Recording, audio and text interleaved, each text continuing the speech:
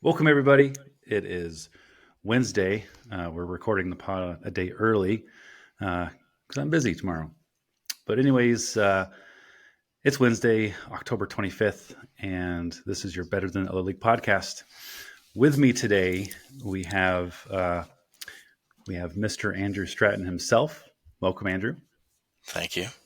No problem. Andrew, you were a part of our league for a couple years. I think we were 4 years. Yeah, 3 or 4, something like that. I think 2012 through 2015 is what I have you. Little known fact, every year you improved in the standings every single year. That is a little known fact that I knew. I did know that fact. Yeah, it's like you just kept getting better and better, right? 2012 team name Bud Studs. That was kind of like your original. Kind of everyone kind of knows you as Bud Studs, kind of a thing. You finished 10th place. Out of 10, I think. Out of 10. Yeah. 2013, you were Mike's Double Manginas. All right. I think everybody was just ripping on Mike that year because he was ripping on everyone else. You came in 5th place. Nice job. Nice job. Yep. 2014, you went the league approach. You had someone top, someone else bottom. You came in 4th place. Do you know who was top and who was bottom? I know it's Nick and Tommy. I don't know who's top, who's bottom. Probably Tommy top, Nick bottom. Is that what I put? No, I had it flipped. Nick top, Tommy bottom. Sounds about right. If you've ever, hung out with them in their apartment or whatever. Yeah. And then 2015, Feel the Power. You came in 3rd place. Your best year. I guess I should have stayed 2 more years and maybe I would have gotten 2nd and 1st. You probably should have. Yeah. Or 10 more years or wherever we're at now. Yeah. Well, thanks for being on. We're going to chat a little bit about some other things today. We're going to get a quick recap of last week's matchups. I don't know. Are you able to see my screen at all? There it is. It's coming. Yep, there it is. There it is. All right. So last week, we had some great matchups. Really quickly, Brad came from behind on Sunday night. Tyreek Hill just exploded for him like he does every week. And Brad won his 4th matchup in a row. He is on fire. Currently sitting in 4th place. We had Tom, who finally made it over 200 points. And Andrew, from your experience in our league, 200 points is like it should be achievable. It's pretty, should be roughly what you use as a baseline for an okay week. An okay week. Finally hit over 200 points, but Kevin spoiled it by having most points. Again, I think he's won that 3 or 4 times this year already. Eric handed Spooner his 4th loss in a row. Spooner started off 3-0 and now has dropped 4 games in a row. Moves to 5th. Dave gets a win over Matt and Sean. Jimmy is in some unfamiliar territory, scoring over 250 points, and he beat Nick. Lastly, Chris got some good luck because Ben's team is pretty much all injured reserve, hence the name, and Chris took him down. Yeah, I did see that with you sending me Ben's matchup that I'm going to talk about later. That sometimes I feel like people put injured reserve as their team name and they're just like being whiny and complaining. But his team actually is like just completely devastated by injury. Just wiped out. I think he got the case of the Spoon Dogs. Spooner's notorious for having a lot of people just injured. All right, I'm gonna stop sharing. Actually, I'm gonna keep the screen up just so it. So I don't have to go back and share it again. But anyways, today's podcast, we're going to move aside a little bit from the matchups. We're going to talk a little bit about our top 5, or not our top 5, the top 5 scoring players at each position for this year. I think we're halfway through the season already. And I sent over Andrew our league scoring format and who is currently the top 5 in each position. So we're just going to run through those and talk about who's not a surprise and who might be. So starting with QBs, I mean, the top 3 is just literally the top 3 that were probably drafted or should have been drafted in redraft leagues. I'll say the top 3 is pretty chalk. I mean, if you listen to anything I was talking about in the summer, then I am not at all surprised by Tua being right in this group. I thought he was the value at quarterback in the draft. I thought that, getting him in the mid rounds was going to be a leg up. And I mean, thus far, I think that's been the case. Yeah. And then Cousins always just finds a way to sneak his way into the top end of scoring. So yeah, just always seems to make it work. Definitely. For those who are viewing, obviously we don't have our screen up on there, but the top 5 is Mahomes, Allen, Hurts, Tua, and Cousins. Those are the top 5 in the QBs. Yeah, and I agree with you too. I always knew that Tua would, he's not going to get drafted in the first 3 rounds, though I felt like he was probably worth at least the top 4 or 5 quarterbacks selected. Definitely. I mean, we did those 1,000 mock drafts you guys kept inviting me to in the summer, and I feel like I always drafted Tua in the 8th round, and then I saw in your draft and he fell like all the way to the 11th or 12th, and I was like really surprised. Yeah, hold on one second. I have the draft board behind me. I know Dave drafted him, but then traded he did. him. Dave drafted him in the 12th round, which is a complete steal. Though he traded him away, unfortunately. But what are you going to do? What are you going to do? We can move on to the running backs. Top 5 at running backs scoring this year. We have Christian McCaffrey, Raheem Mostert, Travis Etienne, Devon Achane. That's how you pronounce his last name, apparently. Achane. Achane. Achane. I think it's Achane. And then Kyron Williams. I mean, there's not much to talk about here. This is chalk, right? These were all the first round running backs. All these running backs were drafted in the first or second round. Totally. No, I mean, every year I feel like this happens at the running back position. There's always a few that pop up, and sorry. And, A-Train obviously has done this in 4 games basically. And right. Now he's on IR again. And due to just a couple just explosive weeks, he's already up there in the top 5. But obviously, so McCaffrey is number 1. That's not a surprise at all by his utilization. But I don't know. Raheem Mostert at 2. I mean, he's been an absolute league winner. I mean, I think people knew that somebody on the Dolphins was going to be really good just because their scheme is so great, and they just work away for their fast running backs to be really good. And right, and clearly now they have 2 of them. So it's obvious that the defenses want to stop or want to try to stop the Dolphins from going over the top. It's hard to stop Tyreek Hill, and so that leaves Raheem Mostert with probably a lot of holes and gaps to just use his speed. I'm not surprised by him being up there, but number 2 is pretty good for his age. And then ETN, I feel like we've been waiting on this for quite a while. Doesn't surprise me that he's up there, but I know that a lot of people were just worried about Tank Bigsby, and he's been just complete non-factor right up to this point. So I think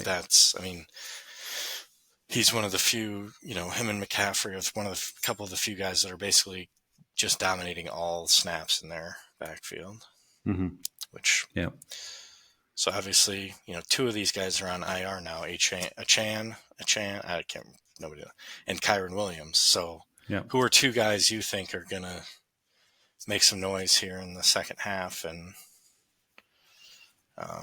kind of maybe be the top 5 guys going forward? Definitely. Kyron Williams for me, it was a surprise. We didn't even know if he was going to be a starter or not going into the season. And when they traded away Akers, it was just like I still don't know if he's going to be the one. Obviously, he was. Well, and we know that I didn't know what to do with Kyron Williams, considering he was my final cut in Dynasty. I was about to ask you if you still had him on your Dynasty roster. I don't really want to talk about him because it just pissed me off. So yeah, I was trying to trade him to everybody, and nobody took him. And then I cut him, and Colin picked him up. So yeah, nobody likes that. Dang it, dude. Well, do you see anybody the rest of the season moving into the top 5, or anyone here moving out? Well, I mean, obviously with Achane and Kyron, like I said, on IR, there's a couple. I think McCaffrey, Mostert, and ETN are pretty locked and loaded to be, pretty high scoring going forward. Mm-hmm. The two that I'll say, I'm trying to think of a second. I have one that I definitely think is primed to just explode in the second half of the year, and I think that's Breece Hall.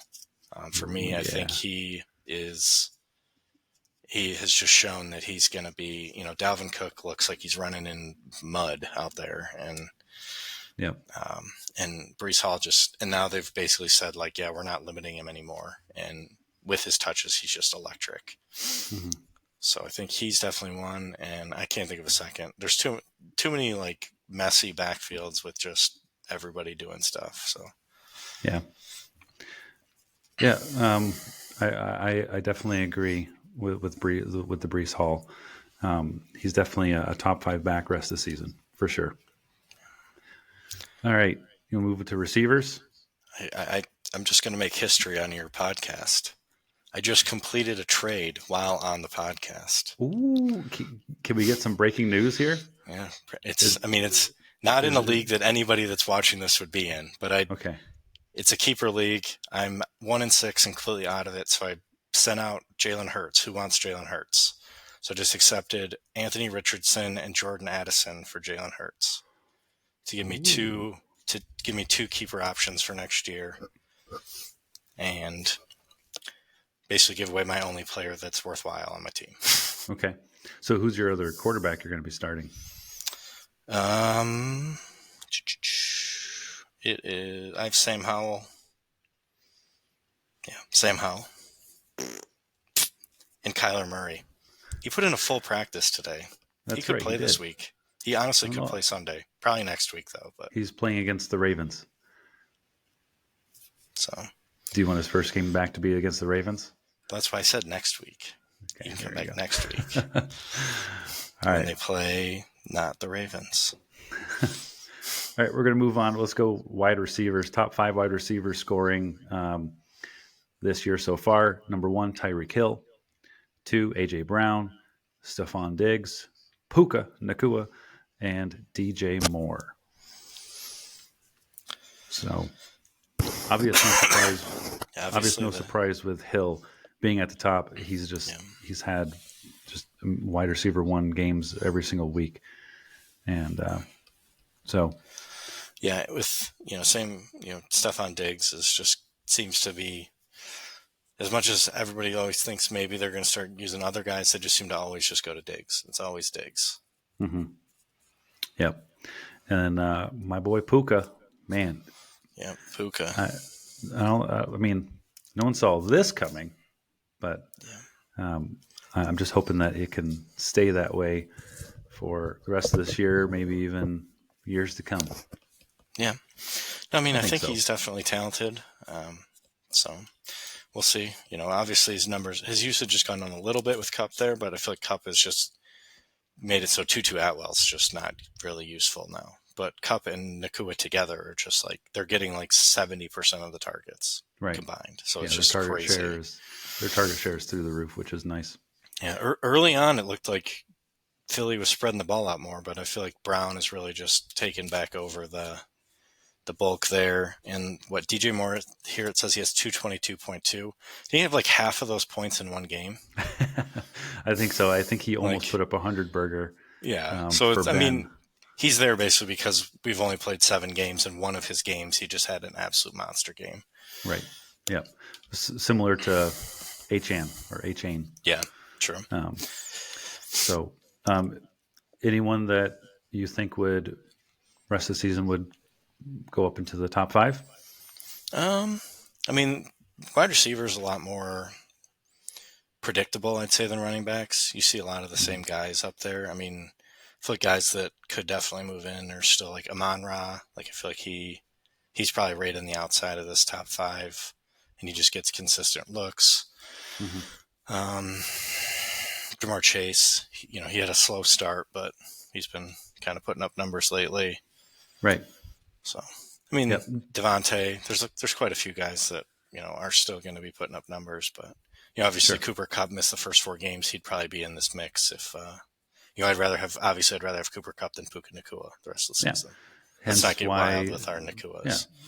Hence why I traded Puka away, Yeah, which at first seemed like kind of regretted it, but I mean, having Cooper Cup and Puka was not going to work for me.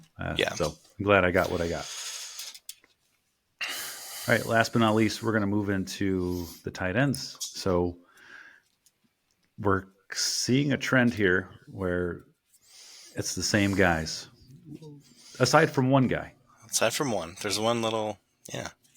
which most of you Wait, guys are happy to see, right? you're talking The about Lions. you're talking about the first guy, right? Kielsey, who's that? Uh, Trevor Kielsey. T. Kilsey Swift. Um, yeah, it's funny to see a man take the woman's last name. I don't know if I've ever seen that before. But yeah, we got Kelsey at number one, Andrews at two, Laporta at three, Hawkinson four, and Dallas Goddard at number five. Yep. I mean, I was surprised to see Goddard here because he started so slow, but he's had a few good, pretty big games in a row. Yep. And because tight end is so bad, I guess that's all you really need to do to be in the top five. Is have like Right. two Definitely. solid games. Yeah. I agree. But yeah, so no surprises here, and I'm not surprised to see Laporta. I mean, I thought he was a great uh, product out of college, and I drafted him pretty much. I 3 of 4 of my leagues that I'm in. I had Laporta on my team. I was okay with uh, not drafting a tight end early, and I knew I'd catch Laporta or someone like that Yeah. later on, and it has worked out. Yeah. And I mean, just the overall tight end scoring, you look at the numbers of the points they put up compared to every other position, and it's just like, it's not even significant. So,